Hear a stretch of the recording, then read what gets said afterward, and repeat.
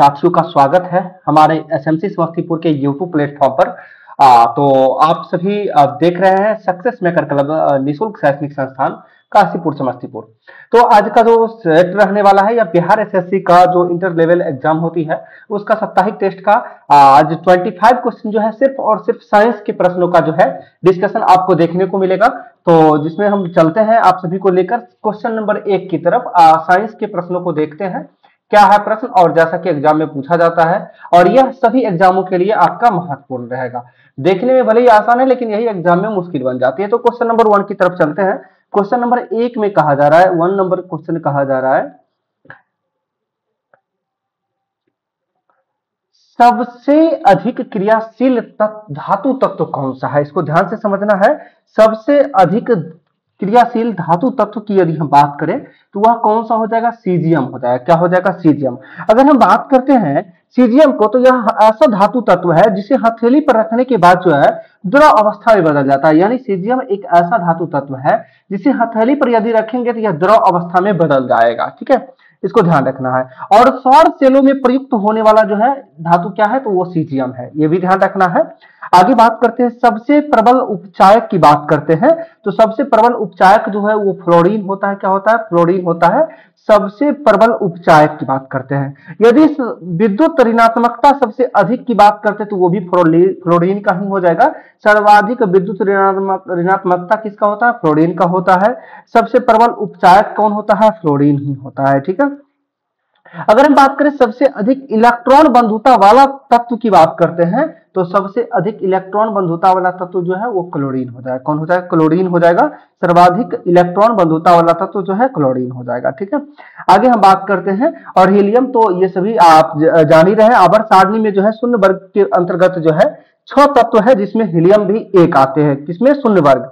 ठीक है, तो शून्य वर्ग में जो है 6 तत्व आते हैं जिसमें हीलियम आता है, नियोन, आर्गन, क्रिप्टॉन, जिनॉन और रेडॉन जो है ये सभी जो है शून्य आवर्त यानी शून्य वर्ग में के अंतर्गत आते हैं। जिसमें अक्रिय गैस की खोज जो है किसके, ये अक्रिय गैस के अंतर्गत आते हैं। और अक्रिय गैस की खोज जो है रैमजे के द्वारा किया गया था। किसके द्वारा किया गया था, रैमजे के द्वारा।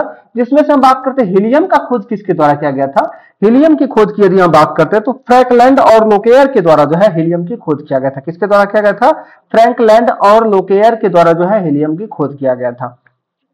इसी में अक्रिय गैस जेनॉन को जो है स्ट्रेंजर गैस के रूप में भी जानते हैं। और रेडॉन एकमात्र ऐसा गैस है जो वायुमंडल में नहीं पाया जाता है, जो कि भूकंप के दौरान जो है पृथ्वी के अंदर से जो है निकलता है, वो गैस क्या होता है, रेडॉन। और रेडॉन गैस का उपयोग जो है रेडियोथेरेपी के रूप में कैंसर के इलाज में भी किया जाता है। तो हम उम्मीद करते हैं क्वेश्चन नंबर 1 का जो है अच्छे से एक्सप्लेनेशन हुआ होगा। मैंने नोट करने की कोशिश नहीं किया है, आप सभी इसे सुन के वीडियो को पॉज करके आप नोट करने का प्रयास करेंगे। ओके, आते हैं क्वेश्चन नंबर 2 की तरफ। और क्वेश्चन नंबर 2 में क्या कहा जा रहा है, भारत में जल विलकनीकरण संयंत्र स्थित है या कहां में स्थित है। तो भारत में जो है जल विलकनीकरण संयंत्र जो है यह कहां स्थित है, तो वह लक्षद्वीप में स्थित है। कहां स्थित है, लक्षद्वीप। और लक्षद्वीप की राजधानी क्या है, कावारती। ठीक है, आगे बात करते हैं भारत में कोशिका तथा आणविक जीव विज्ञान केंद्र जो है वह हैदराबाद में हो जाएगा। कोशिका तथा आणविक जीव विज्ञान केंद्र कहां हो जाएगा, हैदराबाद में। इसके साथ साथ जीवाणु प्रौद्योगिकी संस्थान जो है वह चंडीगढ़ में स्थित है। कहां है, जीवाणु प्रौद्योगिकी संस्थान जो है चंडीगढ़ में स्थित है। इसके साथ साथ हैदराबाद की यदि हम बात करते हैं तो राष्ट्रीय भूभौतिक अनुसंधान संस्थान भी हैदराबाद में ही स्थित है। और राष्ट्रीय समुद्र विज्ञान संस्थान की बात करते हैं वही गोवा की राजधानी पणजी में जो है राष्ट्रीय समुद्र विज्ञान संस्थान स्थित है। कहां, पणजी में। ठीक है, centre for DNA finger printing की बात करते हैं तो यह भी हैदराबाद में ही स्थित है। ठीक है, चलिए आगे आते हैं क्वेश्चन नंबर 3 पे। बेल मेटल मिश्रण है किसका किसका मिश्रण है। तो बेल मेटल की यदि हम बात करते हैं तो बेल मेटल जो है किसका मिश्रण होता है, ये कॉपर और टीन का मिश्रण होता है, यानी Cu + Sn का मिश्रण होता है बेल मेटल। इसी में यदि हम बात करते हैं पीतल किसका किसका मिश्रण होता है, तो CuZn यानी पिताजी बोलते हैं, तो तांबा और जस्ता का मिश्रण होता है पीतल। ठीक है, आगे यदि हम बात करते हैं CuSn तो अभी जस्ट बताया बेल मेटल, या फिर इसे कांसा के रूप में भी जाना जाता है CuSn को। ठीक है, गन मेटल की बात करते हैं CuZn में जो है अगर Sn ऐड कर देते हैं, CuZn में Sn यदि ऐड कर देते हैं तो यह जो है गन मेटल बन जाता है। अगर डेल्टा मेटल की यदि हम बात करते हैं तो CuZn में यदि हम लोहा को ऐड कर देते हैं, CuZn में यदि Fe को ऐड कर देते हैं, CuZn में यदि Fe को ऐड कर देते हैं, यानी लोहा को ऐड करते हैं तो डेल्टा मेटल हो जाता है। और सीसा और टीन की बात करते हैं, Pb और Sn की बात करते हैं, Sn Pb की यदि हम बात करते हैं तो ये क्या हो जाएगा, ये टांका बोला जाता है। टांका किसका किसका मिश्रण होता है, तो Pb Sn का मिश्रण होता है। हम उम्मीद करते हैं क्वेश्चन नंबर 3 भी क्लियर हुआ होगा। आगे आते हैं क्वेश्चन नंबर 4 की तरफ। क्वेश्चन नंबर 4 में कहा जा रहा है HCl में अनुपस्थित होता है, तो HCl में जो है क्या अनुपस्थित होता है, तो इसका आंसर क्या हो जाएगा, HCl में हाइड्रोजन अनुपस्थित रहता है। क्या अनुपस्थित रहता है, हाइड्रोजन अनुपस्थित रहता है। क्लोरीन इसमें अवेलेबल है, HCl यानी Cl मतलब क्लोरीन ही होता है, ठीक है, H नहीं होता हाइड्रो, ठीक है। तो आगे चलते हैं, क्वेश्चन नंबर 5 की तरफ चलते हैं। और क्वेश्चन नंबर 5 में क्या कहा जा रहा है कि अनानास में जो है कौन सा अम्ल पाया जाता है, अनानास में जो है कौन सा अम्ल पाया जाता है, तो अनानास में जो है टार्ट्रिक अम्ल पाया जाता है। कौन सा अम्ल पाया जाता है, टार्ट्रिक अम्ल पाया जाता है। अगर हम बात करते हैं सिरका में तो एसिटिक अम्ल पाया जाता है, सिरका में क्या होता है, एसिटिक अम्ल होता है। संतरा नींबू में यदि हम बात करते हैं तो सिट्रिक एसिड हो जाता है, किसमें, संतरा और नींबू में क्या होता है, सिट्रिक अम्ल होता है। अगर हम बात करते हैं इमली अंगूर अनानास, ये सभी में क्या होता है, टार्ट्रिक अम्ल होता है। इमली अंगूर अनानास में क्या होता है, टार्ट्रिक अम्ल। फॉर्मिक अम्ल की यदि हम बात करते हैं तो चींटियों के डंक में जो है कौन सा होता है, फॉर्मिक या मैथोनिक अम्ल होता है, ठीक है। टमाटर में कौन सा अम्ल होता है, तो ऑक्जेलिक अम्ल होता है। सेब में यदि हम बात करते हैं तो मैलिक अम्ल जो है सेब में पाया जाता है। ओके, आगे चलते हैं क्वेश्चन नंबर 6 का। देखते हैं सीजीएस पद्धति में चुंबकीय फ्लक्स का मात्रक क्या होता है। तो सीजीएस पद्धति में यदि हम चुंबकीय फ्लक्स की मात्रक की बात करते हैं तो इसका मात्रक क्या हो जाएगा, मैक्सवेल हो जाता है। सीजीएस पद्धति में जो है चुंबकीय फ्लक्स का मात्रक क्या होता है, मैक्सवेल होता है। यदि चुंबकीय फ्लक्स का एसआई मात्रक की यदि हम बात करते हैं तो एसआई मात्रक क्या होता है, वेबर होता है। एसआई मात्रक क्या हो जाएगा, वेबर हो जाएगा। एसआई मात्रक क्या हो जाएगा, वेबर हो जाएगा।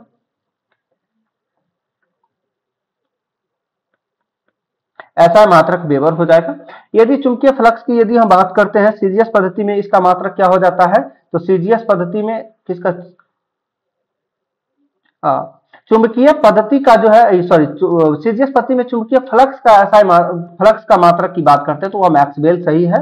अगर हम चुंबकीय क्षेत्र की सीजीएस पद्धति में मात्रक की बात करें चुंबकीय क्षेत्र का, तो वो गॉस होता है।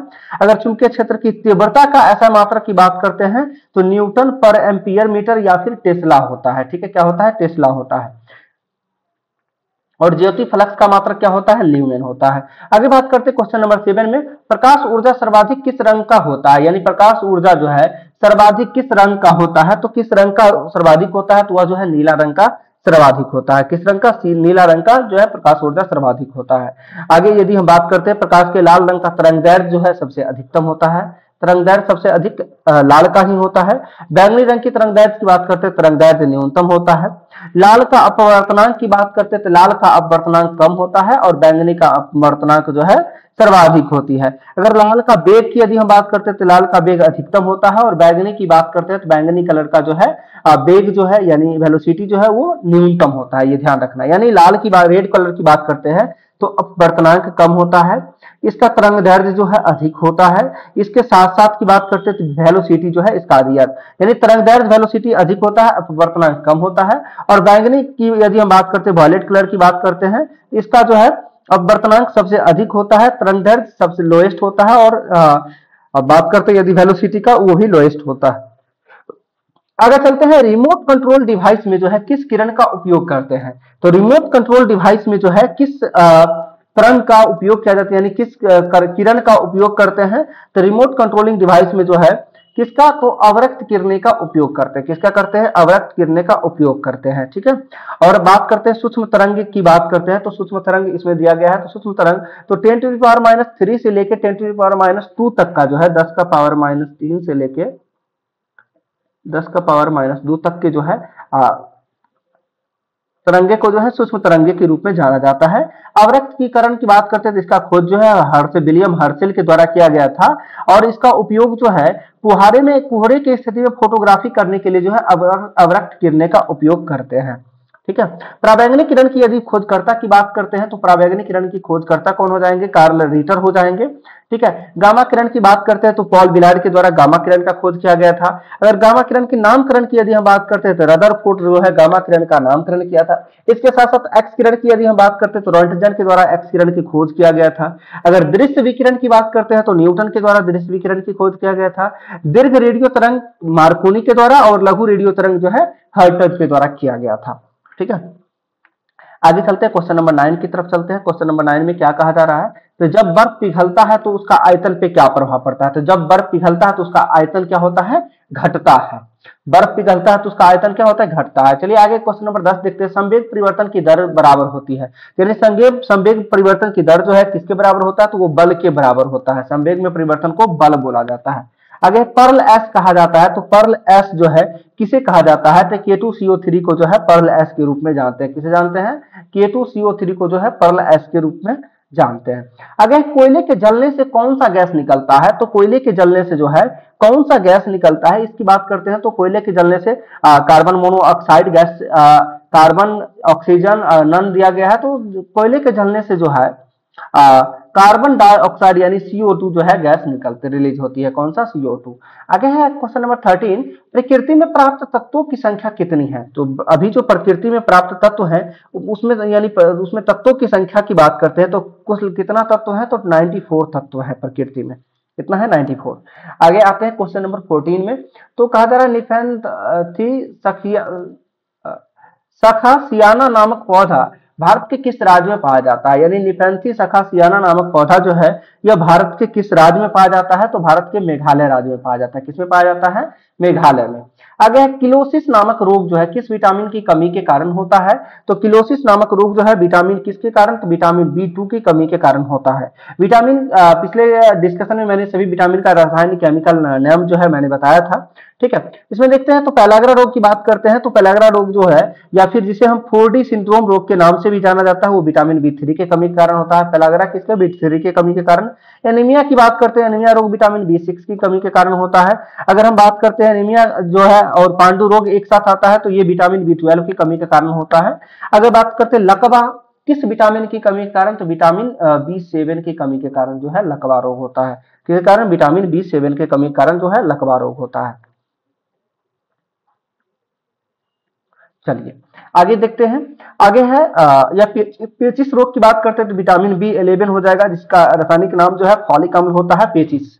आगे है क्वेश्चन नंबर 16, देश का पहला जो है बायोडीजल संयंत्र स्थापित किया गया। तो देश का पहला बायोडीजल संयंत्र जो है कहाँ स्थापित किया गया है, तो वह आंध्र प्रदेश में स्थापित किया गया है। कहाँ किया गया है, आंध्र प्रदेश में देश का पहला बायोडीजल संयंत्र जो है स्थापित किया गया है।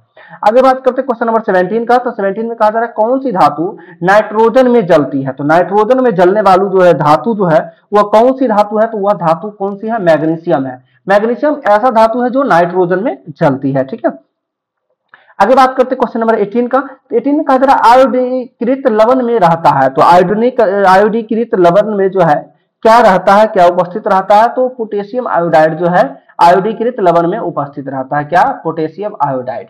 आगे क्वेश्चन नंबर 19, किसी तत्व का मौलिक गुण जो है क्या होता है। तो किसी तत्व की मौलिक गुण की यदि हम बात करते हैं तो उसके परमाणु संख्या पर निर्भर करता है, तो उसका मौलिक गुण क्या होगा, परमाणु संख्या हो जाएगा। आगे बात करते हैं क्वेश्चन नंबर 20 का। लेजर बीम का उपयोग होता है। तो लेजर बीम के उपयोग की यदि हम बात करते हैं तो किसके लिए उपयोग करते हैं लेजर बीम का, तो कैंसर की चिकित्सा नहीं, हृदय की चिकित्सा नहीं, गुर्दे की चिकित्सा नहीं होगा, तो आंख की चिकित्सा के लिए किसका प्रयोग करते हैं, लेजर बीम का प्रयोग करते हैं।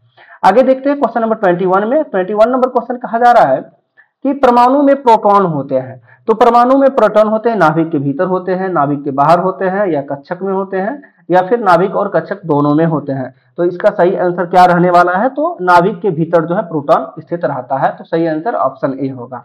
आगे क्वेश्चन नंबर 22, प्रकाश का वेग जो है अधिकतम होता है। तो प्रकाश का वेग अधिकतम की यदि हम बात करते हैं तो किसमें होता है, तो निर्वात में प्रकाश का वेग जो है अधिकतम होता है। आगे चलते हैं क्वेश्चन नंबर 23 को देखते हैं। तो वाष्पोत्सर्जन मापी यंत्र है। तो वाष्पोत्सर्जन किसके द्वारा मापा जाता है, तो इसकी बात करते हैं। तो वाष्पोत्सर्जन जो है किसके द्वारा, तो क्लाइनोमीटर के द्वारा जो है वाष्पोत्सर्जन को मापा जाता है।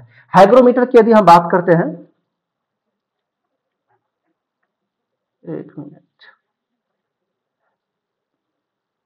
प्रकाश का वेग की यदि अधिकतम, तो निर्वात, ये बिल्कुल सही है। निर्वात में अगर कभी कभी पूछे जाता है कि जो कांच में कितना होता है, तो कांच में कितना, तो 2 × 10⁸ मीटर पर सेकंड होता है। निर्वात में कितना होता है, 3 × 10⁸ मीटर पर सेकंड होता है निर्वात में, ठीक है। इसी तरह से नाइलॉन में तो 1.96 हो जाता है, × 10⁻⁴ कॉमन रखिएगा इसको। जल की बात करते हैं 2.25 जल में, ठीक है। कांच में 2 × 10⁸ होता है। इसके बाद बात करते हैं रॉक साल्ट में तो 1.96 ही होता है। नाइलॉन और रॉक साल्ट में सेम होता है। इसमें हीरा दिया गया है तो हीरा में यदि हम बात करते हैं तो 1.2 × 10⁸ मीटर/सेकंड होता है। 1.2 होता है × 10⁸ मीटर/सेकंड होता है हीरा में।